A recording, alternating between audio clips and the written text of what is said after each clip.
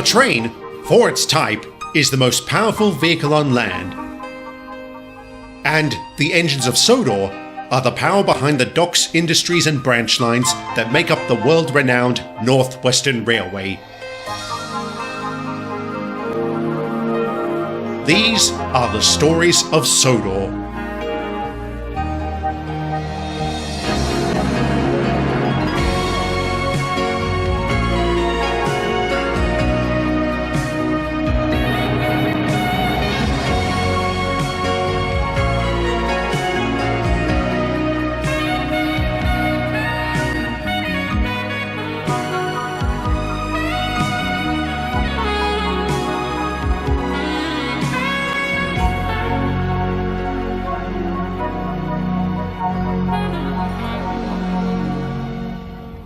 Britain's railways have always prided themselves on being highly robust and durable. Even so, they couldn't have possibly lasted into the modern age without the support of essential services. I'll start with the fire and rescue service, but before I do, I need to again reference the story I first told about my life on the Furness Railway. If you'll recall, my old company was effectively shut down following a rather nasty explosion. This incident highlighted just how vulnerable the railways could be. But when my company closed, all of a sudden there was a fleet of well-maintained mixed traffic engines available for use. The railway board immediately took control of these locomotives. In fact, the long-running joke about the fire and rescue service is the reason why it was so named was because the board didn't want to pay to repaint the engines. Throughout the nation they were dispersed, becoming the de facto firefighting and rescue service for Britain's railways. So now is the time to answer a long-standing question about Mickey and I. Is he my brother? Technically, yes. You see, in addition to acquiring a fleet of ready-made engines, the board also secured the plans to build more. Mickey was built in 1912, but didn't come to Sodor until 1923. It was quite the surprise for both of us when we first met. This familiarity ensured we got off to a roaring start. Mickey was quick to settle into life on Sodor and has remained a welcome addition to the island ever since. Oh, so you were the one to help James when he had his accident. I was told Thomas brought the breakdown train to the scene. That is true. He brought another one as the accident was quite severe. I am so sorry for making that mistake, Chief. If you like, I can write about you in a future book. There's no need, Reverend. I'm perfectly happy not being in the spotlight. I'd prefer it, actually. How is your series going, Wilbert? Far better than expected. I thank God every day for this success. I don't think God's got anything to do with it, Reverend. Of course he does, Diesel. His hand guides all. So his hand gave you laryngitis the day you presided over Jennifer Kindly's wedding? Of course. He was testing my resolve, my commitment to my vows. God's work must carry on despite man's frailties. Then who does God insist you write about next? He doesn't dominate my every waking moment, Edward. He gave us free will, after all. And I have decided that James shall be the subject of my next book. Oh, please, no. I'm sorry? You've met him, haven't you? Crikey! You write one of your books on him, he'll go on about it until the second coming. Come on, Diesel. He's not that bad. He's not that good either. And I suppose you'd be the pinnacle of modesty if the good Reverend wrote a book on you? Is that likely, Reverend? I think so, Diesel. I can see you becoming the subject to a very interesting storyline. Would he play the Wicked Witch or the Big Bad Wolf? Shut up, you! Uh-oh. Sounds like a storm is coming. You might want to get under cover, Reverend. Yes, good idea, Chief. I have to leave anyway. As in, leaving Sodor, Wilbert? I'm afraid so, Edward. But I'll be back before you know it. All right. Safe travel. Thank you. I hate rain. Accidents are always that much more frequent and severe every time there's a downpour. Indeed, old chap. Rain does bring its own misfortunes. And they're forecasting this storm's going to hang around for a few days. I'd be reluctant about believing the weather forecast, Diesel. Half the time they tend to get it wrong. Here's hoping they're wrong about this one.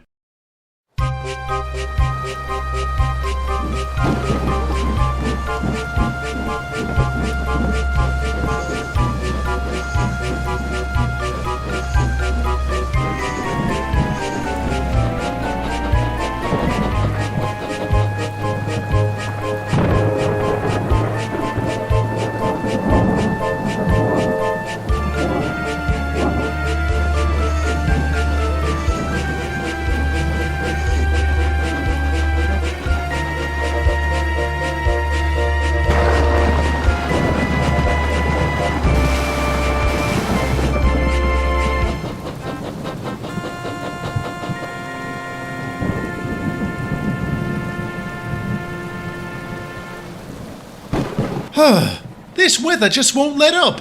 You're not wrong. It's been hanging around for days. At this rate, the whole island's going to go under. Maybe it will. I heard the China clay pits got flooded.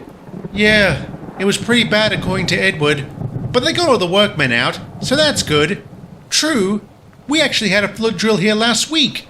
Flood drill? The lads are working underground, Thomas. When it rains like this, the tunnels can flood. They need to know how to react when that happens. Aren't there pumps or something to get the water out? Yes, but they can only do so much. Not to mention when they do pump the water out, it tends to pool here on the surface. That causes its own problems. I guess it would. If it ever does start to flood here, you better get out sharpish. Don't worry, I will. And if you ever need a place to stay, I know a good branch line. You're more than welcome to share my spot in the shed. You cheeky devil. What was that? It didn't sound good. Come on, let's have a look.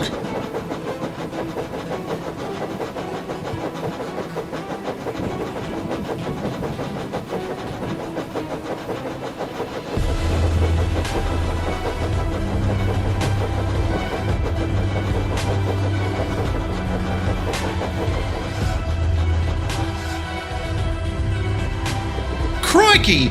Look at the size of that mud pile! Oh no! What? Look!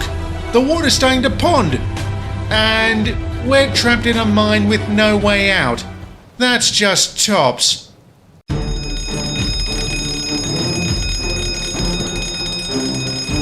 Right, what have we got?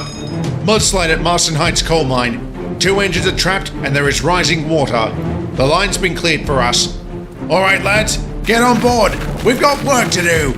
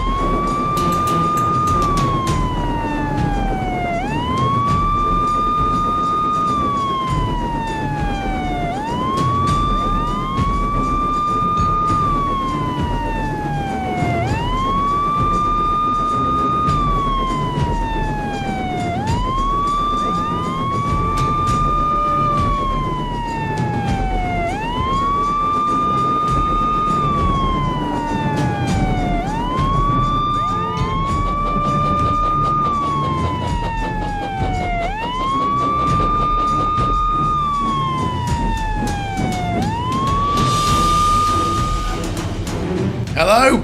Can anyone hear me? Mickey? Thank goodness you're here! Kate, are you alright? We're fine. I'm here with Thomas. What's the situation on your side? All the workmen have gotten out, so it's just us two. The water's rising pretty fast. Okay, I want you two to drop your fires just in case. We'll work at the mud from this side, but it may take a while. Just sit tight. There's not much else we can do, Chief. That's the spirit, Thomas. Keep up the humor.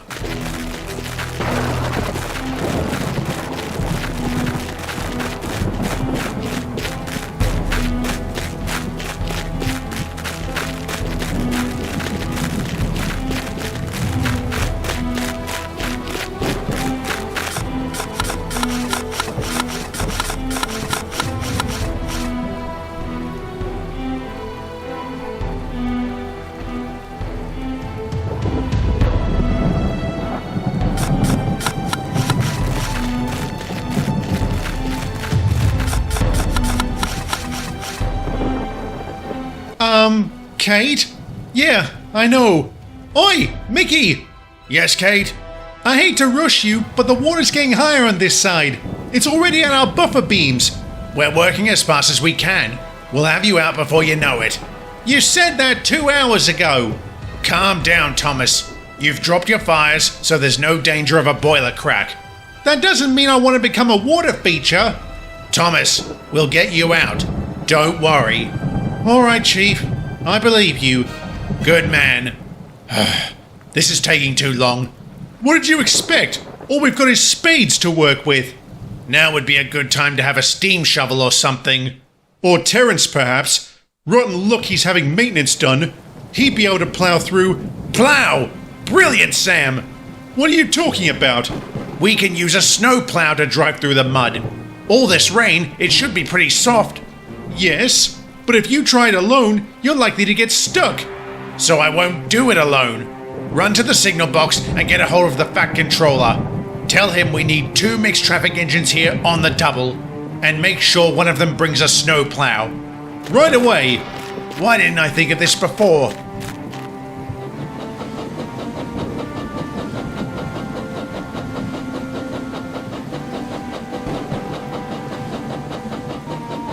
Ah, James, Donald, thank you for getting here so quickly. No worries, Chief. What do you need us to do? Simple. The 3 of us are going to couple up and charge that mudslide. Together, we should be able to make a sizable dent and then pull ourselves out without getting stuck. Give me a moment to couple up to the back. Oh, great. Working with mud. Just how I wanted to spend my day. Alright, lads. You ready? Ready. Ready! On 3, we charge. 1, 2, 3!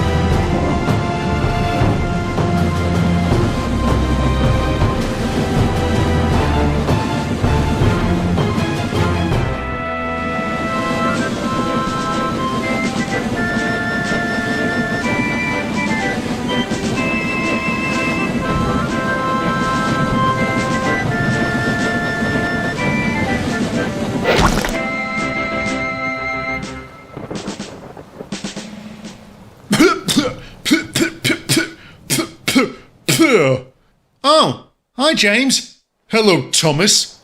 Kate. Hi James. Having a good one? Absolutely tip-top. Thank you for asking. James, are you alright?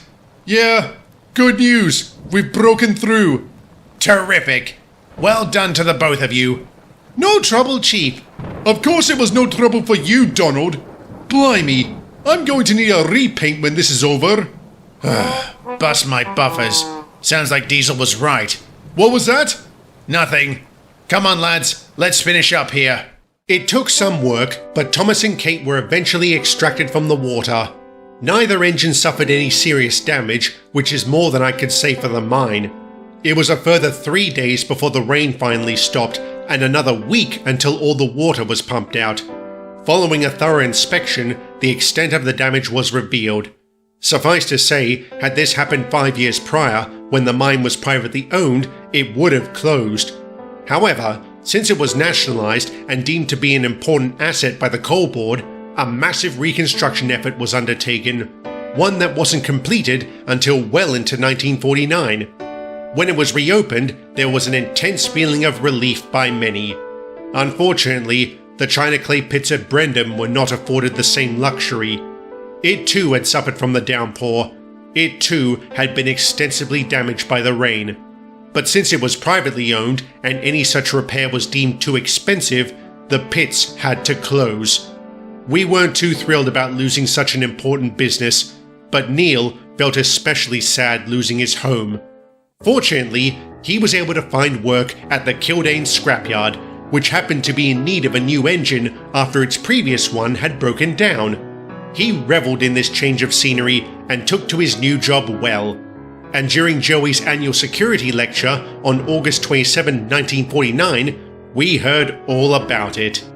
It's absolutely amazing! I never get tired of watching the scrap get melted down and then turned into something useful.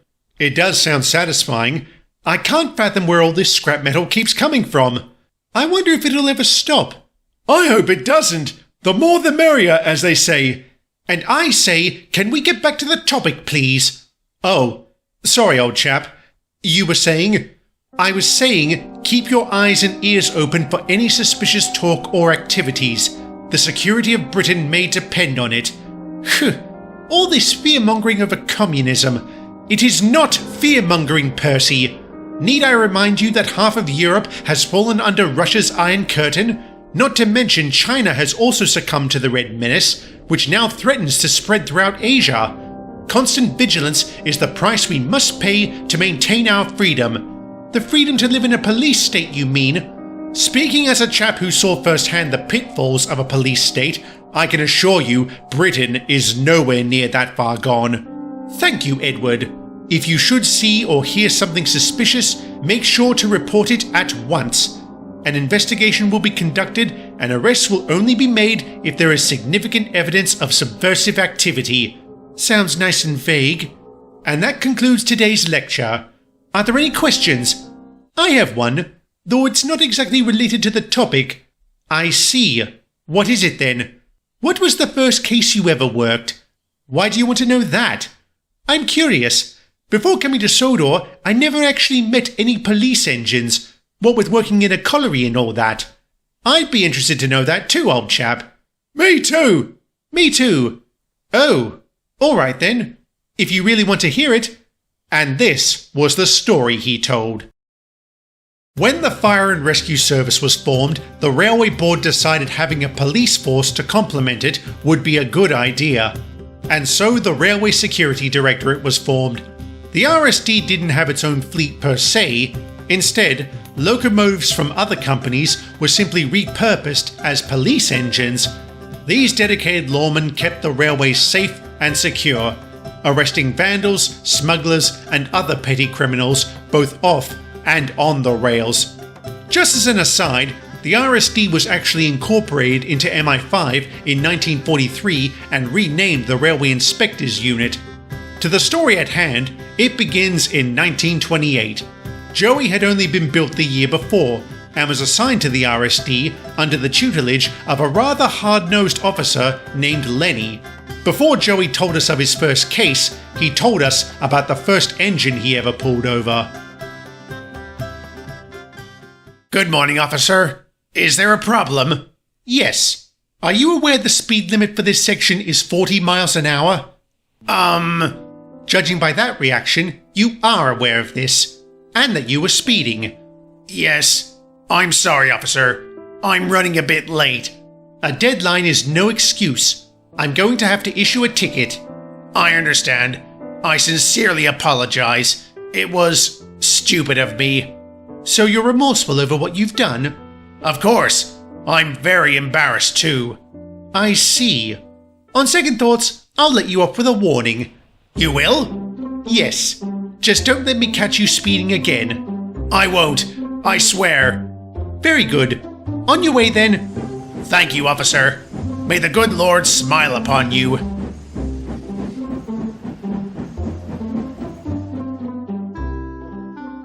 So, Joey, how was your first solo patrol?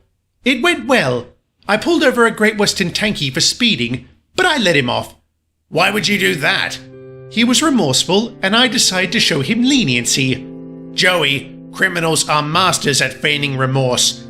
And even if they are sincere, that doesn't detract from the fact they still broke the law. You need to be firm and unflinching in your duty. You give crooks an inch and they'll take 10 miles. That sounds a little harsh. That's the point. Compassion has no place in the law. Joey, sorry to interrupt, but I've got an important message. You're needed over at Barrow. What's the matter? They didn't say, only that you're to head there straight away. Right. Sorry everyone, but I have to go. That's alright. Hope it's nothing serious. And I hope we get to hear about your first case sometime. Until then, that's a story for another day. Well put, old boy.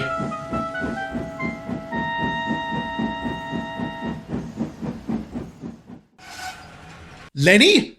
Hello! Long time no see. Hello, Joey. Good to see you again. This is quite the coincidence. I was just about to tell some of the engines on Sodor about the first stakeout we ever worked. I remember that. Unfortunately, one of those engines won't get to hear it. What do you mean? An arrest warrant has been issued for one of those engines.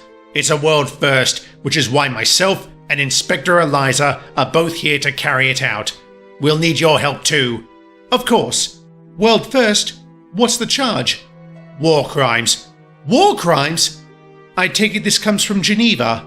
I should have known this would catch up to him eventually. Even so, I'm not looking forward to this.